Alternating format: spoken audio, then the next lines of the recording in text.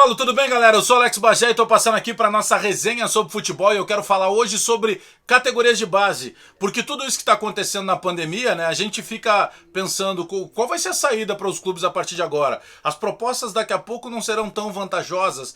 Que negócio pode salvar daqui a pouco o que a gente tem das nossas equipes, dos nossos clubes no Brasil? E a gente chega de novo num ponto. O que salva é a categoria de base, porque é o jogador mais jovem que acaba rendendo mais para o clube. É o jogador mais jovem que tem um contrato milionário com cláusulas milionárias justamente para proteger o clube no caso de um assédio de qualquer outra equipe do exterior. Quero falar sobre isso no vídeo, mas antes, dá esse moral aí, dá o joinha, dá o like no vídeo.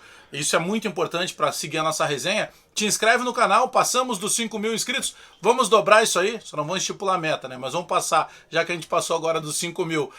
Aciona o sininho para receber a notificação e espalha aí nos grupos de WhatsApp para a gente continuar sempre com a resenha sobre futebol. Bom, eu estava falando das categorias de base porque a gente tem acompanhado nos últimos dias entrevistas do presidente do Grêmio, Romildo Bolzan Júnior, do presidente do Internacional, Marcelo Medeiros, dos homens do futebol, dos homens do marketing, e a gente fica na volta tentando buscar informação da dupla Grenal, como é que a dupla suspira, como é que a dupla respira a partir de agora, buscando efetivar novamente, alavancar novamente as suas receitas. E a gente chega de novo na categoria de base. Eu tenho um exemplo prático quando a gente fala do Grêmio. Para mim, a maior negociação entre custo-benefício da história do Grêmio foi de um jogador que sequer jogou no profissional. Eu tô falando do TT, atacante que foi pro Shakhtar Donetsk da Ucrânia. Pro Grêmio ficou limpo 10 milhões de euros. Na ocasião, limpinho no caixa do Grêmio, quase 50 milhões de reais. Tirando qualquer tipo de tributo, de imposto, ficou limpo quase 50 milhões de reais. Eu estou falando de um jogador que não tinha ainda jogado no profissional. A primeira partida profissional do TT foi no Shakhtar Donetsk, não foi no Grêmio. Então é um mecanismo que os clubes aprimoraram nos últimos anos. Vou dar um exemplo para vocês, tá? Pega o caso do Internacional atualmente. Quem é o jogador que estaria na vitrine para um possível negócio?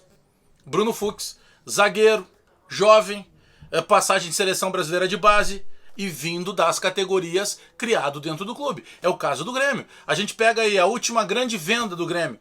Arthur, criado na base do Grêmio, porque com raríssimas exceções, você pega, por exemplo, dá para contar nos dedos casos de jogadores que o clube investe um valor alto, ele chega com status de titularidade e depois, quando ele sai negociado, dificilmente o clube consegue receber novamente esse valor investido.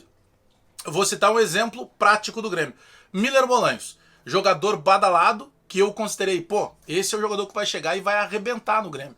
O Grêmio investiu cerca de 5 milhões de dólares. E quando ele foi negociado, não chegou na casa dos 5 milhões de dólares. Então, na negociação Bolanhos, se você considerar comissões, se você considerar investimento do jogador, se você considerar os salários que ele recebeu no Grêmio, ele foi um jogador que causou prejuízo. Mas quando ele foi anunciado, ninguém dizia isso, porque era o investimento correto na questão técnica.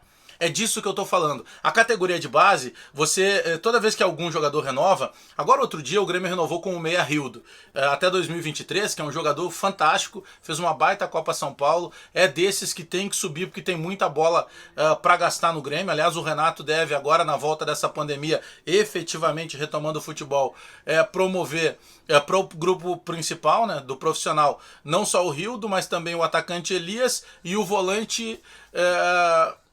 o volante Diego Rosa, que esse é espetacular, joga com uma facilidade. E esse é um menino, por exemplo, o Diego Rosa, que a própria Juventus de Turim já está de olho. Por quê? Porque ele é campeão mundial com a seleção sub-17, porque ele é um jogador diferenciado enquanto volante, porque é um cara que joga bem com as duas pernas, é um cara que finaliza a longa distância. Então a gente sempre vai buscar um poder maior de investimento dos clubes de fora naquele jogador formado na base. O Pedro Rocha saiu por uma grana formado na base do Grêmio. O Luan, na época, não aceitou a proposta que acabou indo para o Pedro Rocha, formado na base do Grêmio. A gente falou do Arthur, a gente poderia falar do Wallace, a gente pode falar aí logo em seguida do PP, a gente pode falar logo em seguida do Everton, que é a bola da vez, quem sabe, para ser negociado. o garoto craque, o menino craque que é o Jean-Pierre, e nós ficaríamos o tempo inteiro aqui falando de categoria de base, porque é o que salva. Categoria de base, você pega, por exemplo, nesse momento da pandemia agora, muitos clubes na retomada do gauchão, com exceção da dupla Granal, não vão ter dinheiro, por exemplo, para fazer qualquer outro tipo de contratação, então vai ter que buscar na base. Então se não tiver uma base qualificada, como é que vai conseguir jogar? E o menino da base, quando ele entra, ele tem um comprometimento diferente. Ele quer mais, ele precisa fazer a carreira, ele está ainda buscando a carreira dele, ele ainda está buscando o prato de comida, como a gente costuma dizer. Então o comprometimento é diferente.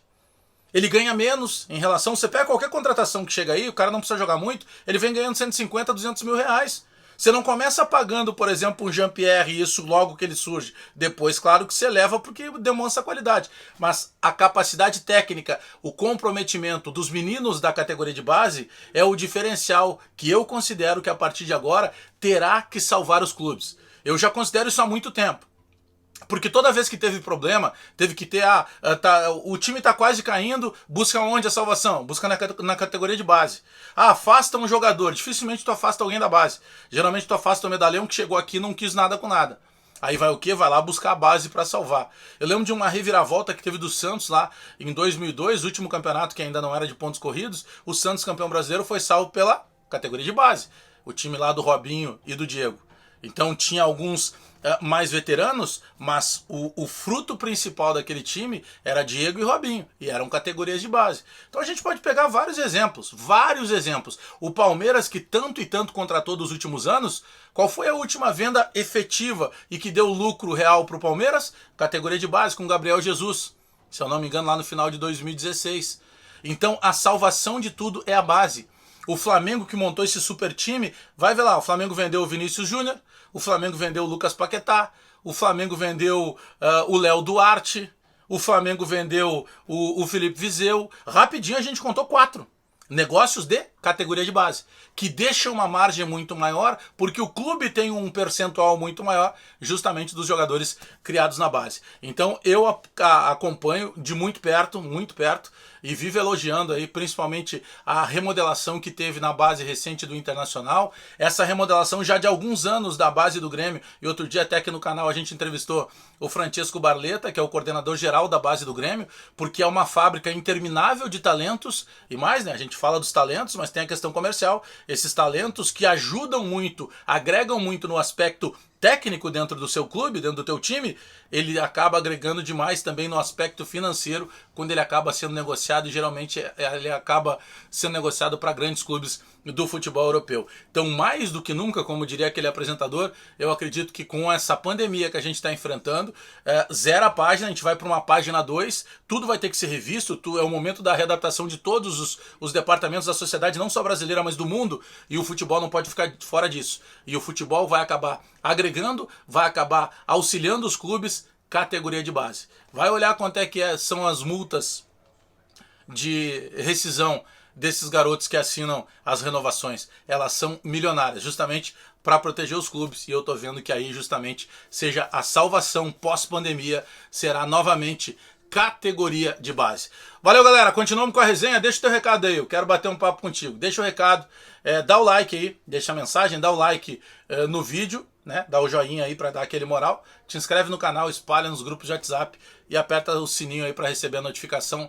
Resenha sempre aqui, a bola não para no canal Alex Bagé. Vamos aumentar aí, pô, passamos de 5 mil inscritos, vamos transformar em 10, em 15, 20. Eu quero ganhar a plaquinha, aquela do YouTube que tem 100 mil inscritos. Abraço, rapaziada. Beijo de todo mundo aí.